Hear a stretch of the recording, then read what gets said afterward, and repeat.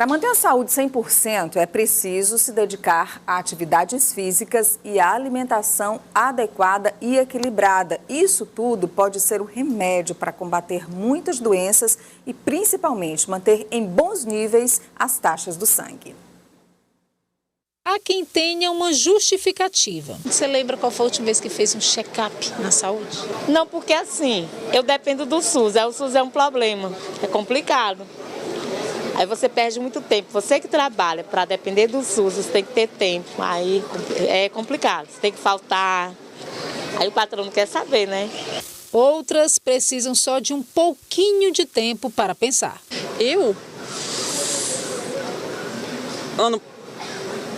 Tem mais de um ano. Já a mãe da Diana... 3 em 3 meses eu tenho que estar fazendo exames para poder verificar como é que tá. A receita para diminuir os riscos de complicações à saúde, todo mundo conhece. Atividade física regular e alimentação balanceada. Mas há uma distância a percorrer entre saber e praticar. O sedentarismo tem várias consequências e muitas vezes começam com algo que parece simples, com glicose e colesterol ruim alterados. Os exercícios vão ajudar a controlá-los e evitar doenças graves. Qual a importância dessas atividades? O HDL transformar mais colesterol bom do que colesterol ruim. Fazer atividades para esse tipo de exercício. A gente pode utilizar muitas atividades aeróbicas, uma corrida, bicicleta, atividades intensas de longa duração. A gente também pode utilizar isso na musculação e também no treino funcional e várias atividades de endurance de longa duração. É onde vai buscar uma resistência cardiovascular, né? E muitas das vezes na vida diária não consegue ter tanta resistência assim.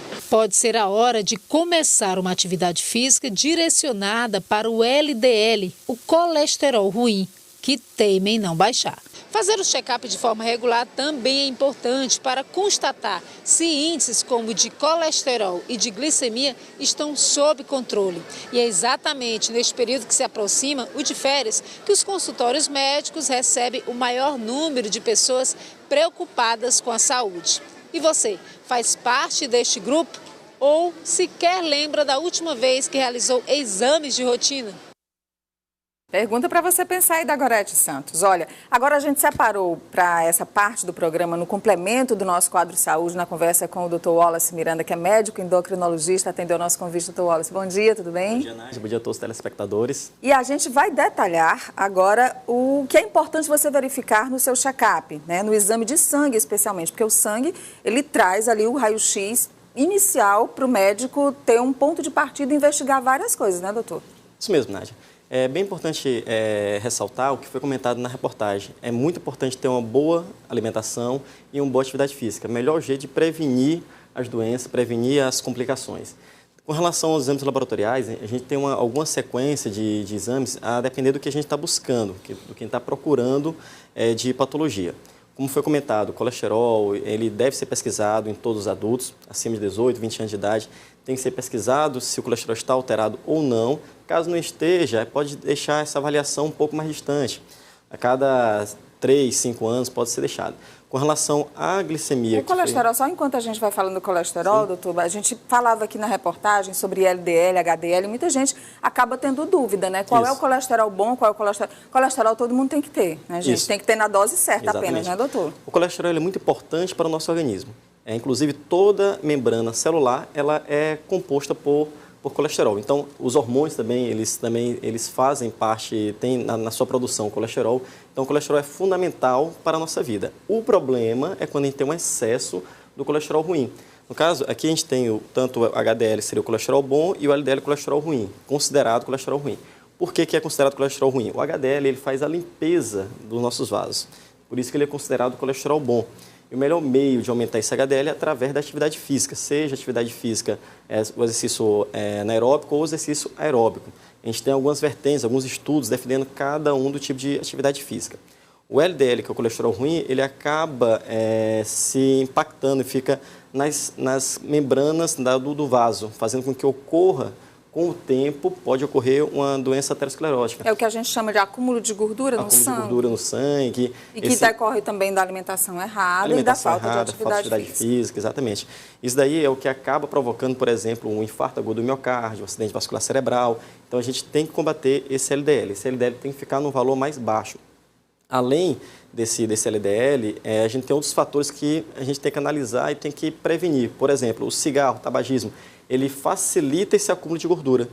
Então, é um meio de prevenir esse acidente vascular cerebral, o infarto agudo do miocárdio, seria evitando o tabagismo também. A gente falava da glicemia, que é importante, o médico muitas vezes, na maioria das vezes, quando faz um check-up, pede a medição da glicemia, então a gente separou aqui para que o Dr. Wallace explique para a gente quais são esses sinais, né? O verde, o amarelo e o vermelho no sangue. Isso aqui está muito bem sinalizado, né? O sinal verde está ok, quer dizer que a glicemia de jejum está abaixo de 100, ou seja, 99 para baixo.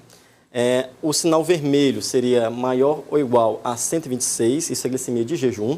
E o pré-diabetes seria essa glicemia de jejum alterada, que a gente chama, que exatamente não estaria nem normal e nem com valor de diabetes. Nesse valor aqui, que seria entre 100, 126 e 125, a gente deve fazer um outro teste, seria a curva glicêmica. Então, a gente faz uma prova para o organismo. A pessoa ingere um líquido doce, bem doce mesmo, e é avaliado até onde vai essa glicemia. Então, esse sinal amarelo aqui é aquele alerta. A pessoa não tem ainda diabetes, não está normal, tem como prevenir, a gente tem que evitar algumas coisas, principalmente fazer uma boa alimentação e atividade física. Quando está acima ou igual a 126, até é ideal que se repita o exame. Se pode a pessoa... dar um falso positivo, Exatamente. Né? A pessoa pode ter feito alguma alimentação nos últimos dias, até orientado na coleta desses exames, tanto da glicemia, como, por exemplo, do colesterol, que a pessoa mantenha a mesma alimentação habitual nos dias anteriores. Por exemplo, a pessoa geralmente tem uma alimentação saudável, vai no dia anterior para um aniversário, você acaba de comer bolo, uma coisa salgadinho, típica, uma né? coisa Da típica, rotina. exatamente. E de repente dá um pouco alterado. Então é prudente, se a pessoa não tem nenhuma sintomatologia de diabetes, é prudente repetir o exame, para ter aquela certeza mesmo, para a gente não colocar a pessoa num quadro mais grave, sendo que a gente pode ter outras medidas para atuar nessa situação. Eu queria pular lá para a última foto, Leandro, porque eu quero falar agora sobre a vitamina D. É muito importante a medição da vitamina D, doutor. Nem todo médico pede, mas por que é importante avaliar a quantidade de vitamina D no sangue? Isso. A vitamina D é muito importante tocar nesse assunto, porque gera muita polêmica com relação à vitamina D. A vitamina D, ela tem as suas indicações claras de coleta. Isso a gente já definiu pela Sociedade Brasileira de Endócrino, porque estava observando que estava tendo uma solicitação exagerada. Todo mundo chegava no consultório, saía com a dosagem de vitamina D. Nessa dosagem de vitamina D, veio uma vitamina D um pouco mais baixa que o esperado, então todo mundo ficava preocupado. Além disso daí, uma grande preocupação é que alguns colegas, eles prescrevem vitamina D para tratar algumas doenças, como vitamina D para tratar diabetes, não tem o mínimo sentido. A fisiopatologia é diferente, então a gente tem que ficar atento, tanto na dosagem de vitamina D, como algumas situações que querem repor a vitamina D de uma forma mais exagerada, que pode provocar problema. Então, com relação à vitamina D, o principal efeito da vitamina D seria exatamente no paciente idoso.